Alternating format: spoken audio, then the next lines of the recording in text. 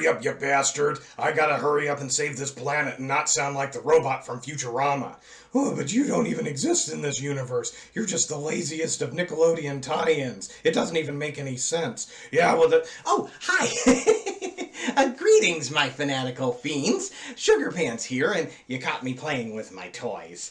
But these little figurines are a perfectly lazy setup to today's gruesome gift, 1997's The Creeps, also known as Deformed Monsters, a cute and cuddly crapfest about a miserable mad scientist trying to bring literature's greatest monsters to life, but accidentally makes them too short. It's like someone binge-watched the Universal horror classics and said something stupid like, yeah, Dracula's pretty scary, but I'd prefer it if there was a lot more little person exploitation. So let's make with the sleaze docket and see what's in store for us this time. We have 0 dead bodies, half a cup of blood, 2 cups werewolf drool, 2 naked breasts, gratuitous rubber glove tutorial, gratuitous technobabble nonsense, gratuitous book humping, 14 laser wipe transitions, 36 throat clearings, Ayn Rand shaming, and 1 powerhouse Dracula performance that's completely wasted here. Our tale begins with this extended shot of the Jewish Starry Night projector in the middle of a library that just happens to have a rare book annex. Anna is the nerdy hottie working the desk when a sweaty, nervous stutterer named Winston comes in and asks for the Mary Shelley Frankenstein manuscript. After gloving up, Anna shows the appropriate way to wear a mask because Winston doesn't know how. Now, normally I would have made a joke at this part, but after seeing how many idiots couldn't figure out how to put on a mask during a global pandemic with a respiratory disease that killed more than 500,000 people in the US alone, this is probably the most believable part of the movie. Anna takes the copy of Frankenstein from the vault. Winston comments that it must be great having access to so many rare documents, but Anna says the staff isn't allowed access, only to move the books for customers to peruse. She then leaves Winston all alone, and he swaps the real copy for a fake. Back at the front desk, Anna is approached by her boss, Miss Christina, who chastises her for allowing anyone to view the rare books at all, going so far as to say, minimum handling equals maximum preservation. Let us know she takes her job of preservation very seriously, and if it were up to her, nobody would ever see these rare documents. Winston returns with the fake copy in the safety deposit box, and Miss Christina snaps at him because only the librarians are allowed to handle the book carriers. After he leaves, Miss Christina goes all Harvey Weinstein on Anna and tries to invite her to a reading with cheese and wine, and going by her body language, I'm sure she has no ulterior motives. Some time passes, and Anna takes a sneaky moment to view the copy of Frankenstein where she discovers it's a fake. A laser wipe transition takes us all to a VHS rental store. Okay, show of hands, who's old enough to actually have set foot in one of these? Turns out the owner of the store, David, is trying to get into detective work. Anna tells him that she's trying to recover the book without getting the police involved because her mistake would not only leave her out of a job, but also a career. She leaves not very confident in David's abilities. Hey, look! Slave girls from Beyond Infinity! After closing the shop, David shows he actually has some skills, demonstrating to his employee how to get fingerprints using superglue fumes, which is an actual thing you can do, apparently. But then he puts the prints into the National Fingerprint Clearinghouse and says he should have a match in a few hours on his computer, which is laughable at best. I mean, let's say he's running Windows 95 and an AOL internet connection. Something tells me it would be easier to actually bring Dracula to life than to expect that kind of a search to not take a week or longer. I still remember back in the late 90s it took several minutes just to download a picture of Sarah Michelle Gellar in red leather. Anna gets up for the day to find David just standing on her front door like a complete creep. He barges in to show off his results, and Anna is amazed. Another laser wipe transition takes us to Winston's lab where he marvels at his thefts. Guy Andor's The Werewolf of Paris, Anna Wilcox Putnam's The Mummy, and now Mary Shelley's Frankenstein. He looks at the empty stand where Bram Stoker's Dracula will go once he's acquired that tome. Anna angrily storms into David's store and butts her way to the front of the line like the entitled Karen she is, and complains that she hasn't gotten any information for 2 weeks. But that doesn't mean David's been sitting on his ass. He's actually been doing some legwork. But that's not enough for Miss I got fleeced by an obvious thief and expect everyone else to fix my own screw-up. She tells David he's fired and stomps out of the store. She's really an unlikable character. Angry hissy fit aside, Anna gets the world's biggest break when Winston returns to the scene of the crime for the Dracula book. And what does Anna do? Police, arrest, trial, grand larceny, jail. Berber! She shows her cards like a 5-year-old at a Texas Hold'em tournament full of adults. And even though she just fired him, she at least is smart enough to call David to help apprehend the creep. But Winston tasers Anna, takes her keys, and steals the book. He also loads Anna up on a cart and wheels her back to his lab. Of course, the obvious question here is, why didn't Winston steal both books in a single trip? And the answer is probably either terrible writing or just artificially elongating the runtime in this bare-bones story. Back at the lab, we get some more elementary school-age dialogue. Get me off this table, you stupid, miserable, perverted monstrosity, now! Stop it! Untie these straps! No, just listen, just be quiet. After a painful several minutes of this dreck, Winston explains his machine is capable of bringing literary characters to life, and that part of the ritual requires a virgin sacrifice. And if you thought the previous dialogue was ridiculous, you have no idea what I've spared you by not showing the discussion of the current status of Anna's virginity. David shows up to the lab and interrupts the ritual, and Anna takes the 4 books with her. Unfortunately, the ritual was partially completed, and we get this amazing scene.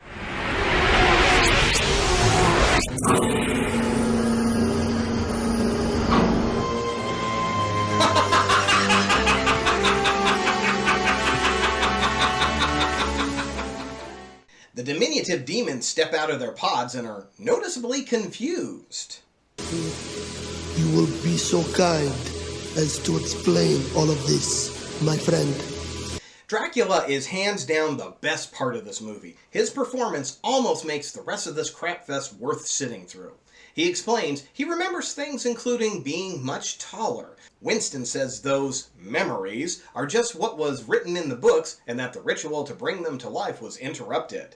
To complete the ritual, they no longer need the books, just Anna to sacrifice. Dracula tells Winston to make repairs to his machine while he and the other monsters go to find Anna.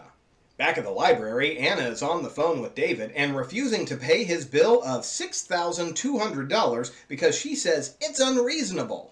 Okay, we're going to take a time out here and see if her outrage is justified. A quick Google search says that on average, an American private investigator charges anywhere between $40 and $100 per hour. Adjusted for inflation, Anna's bill would be $10,767 today. Going by the movie's clues, David has been working her case for about 3 weeks or so. So by my calculations, David could have been spending nearly 36 hours per week, or just over 5 hours each day without a day off, and come up with that amount. Not exactly unreasonable. And let's not forget David's information fucking saved Anna's life because he had the information she needed but was having a crisis with his small business and needed to take a break to take care of that, and instead of being understanding, Anna fired his ass. Also, let's remember Anna dug her own hole because she was trying to save her own ass and chose to not go to the police, and now when that bill comes due, she's refusing to pay. Seriously, fuck Anna. Okay, back to the movie. Anna leaves for the night and Christina goes to the rare books locker to pull out an original copy of Jane Eyre and sexually molest it. A sudden noise interrupts her periodical procreation, and she runs to check it out. The monsters spring a trip trap for her and bundle her up in a sheet, unaware they have the wrong woman. Back at the lab, poor Christina is crawling with little monsters pawing and drooling all over her. Dracula is not happy that Winston tells him they have the wrong girl, and he considers drinking her blood. Instead, he insists that they use Christina to sacrifice to the machine. Winston says she won't do, but they go with it anyway. This is the point where Winston realizes he doesn't have the level of control over the monsters that he thought he would. For some unexplained reason, Christina is transformed into, I don't know, a Valkyrie for some reason. This whole movie has felt like a poorly written cartoon, so we might as well get the stereotypical opera cliche in as well. Winston sends her back through the machine and the monsters remain small. Dracula says they'll try to get Anna again the next night as morning is drawing near. We cut to David working up the nerve to confront Anna about his bill. Instead, he himself is confronted by Dracula and the werewolf, who ask him where Anna is. He flashes across and gets away, but the two mini-monsters hitch a ride on the bumper of David's car. So I guess being small has its advantages? Could you imagine seeing this happen with a fully grown pair of horror icons? And where do we find Anna? Why, at work. God forbid we pay for an additional set and have her at a cafe or someplace interesting. Winston uses the front desk to alter his equation to make the monsters totally submissive to him once the ritual is complete. Of course, he fails to tell Dracula any of this. Anna's wandering around and hears the sound of glass breaking and finds a chandelier has fallen on the floor. Another broken glass noise and she heads to the elevators where she's attacked by the mummy and Frankenstein's monster.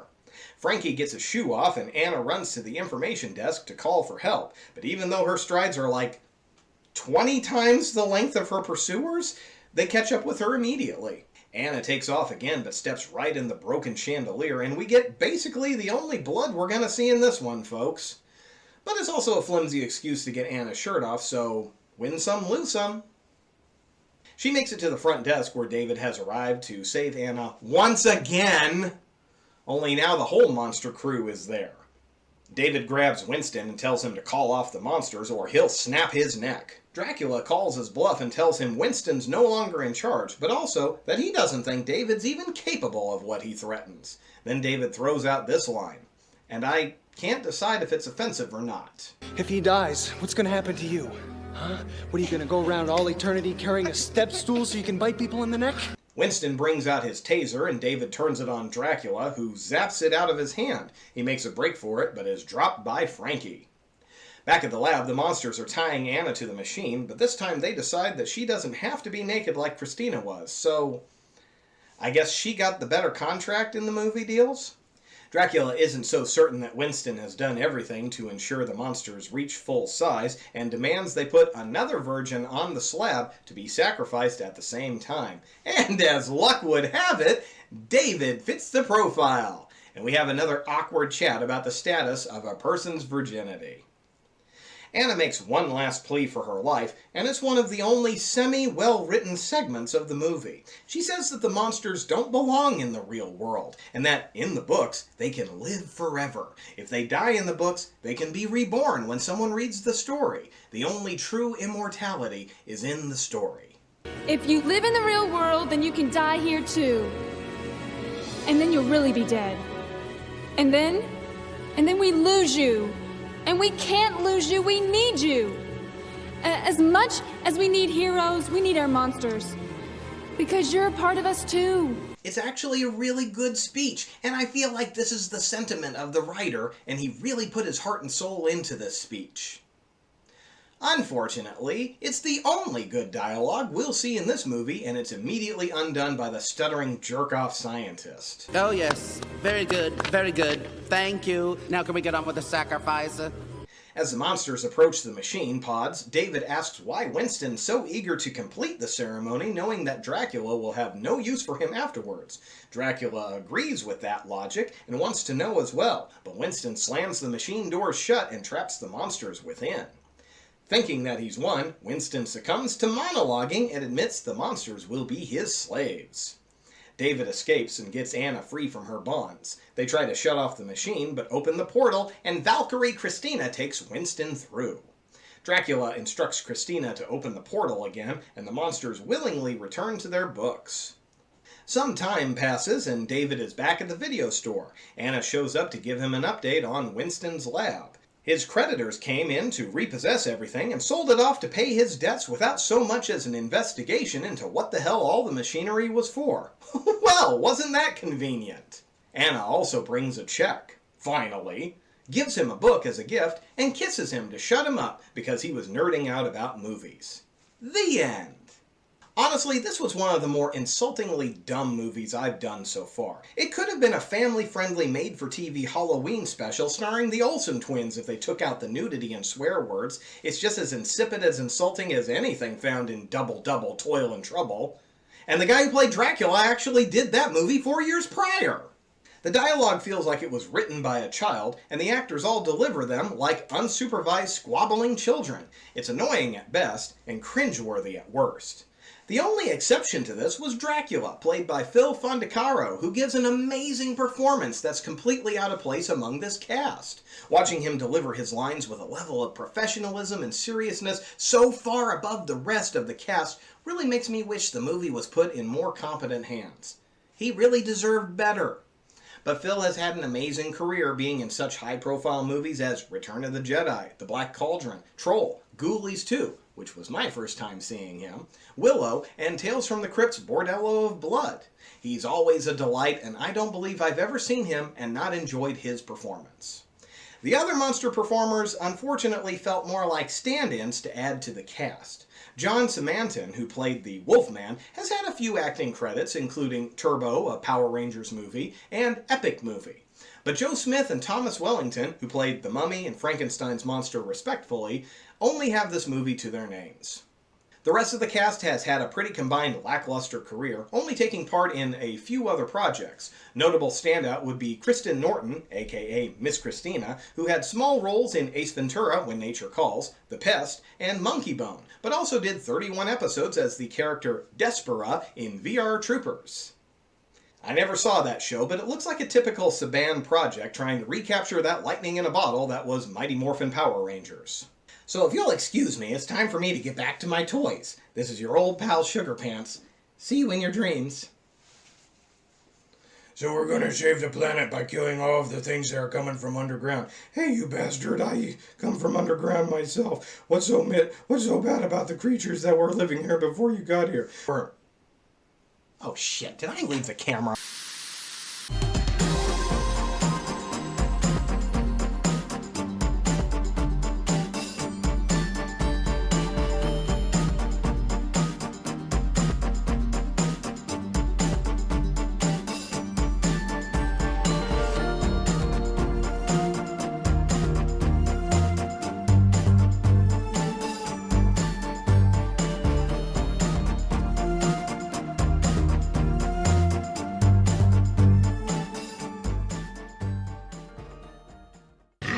Nightmares made flesh shall walk the night again.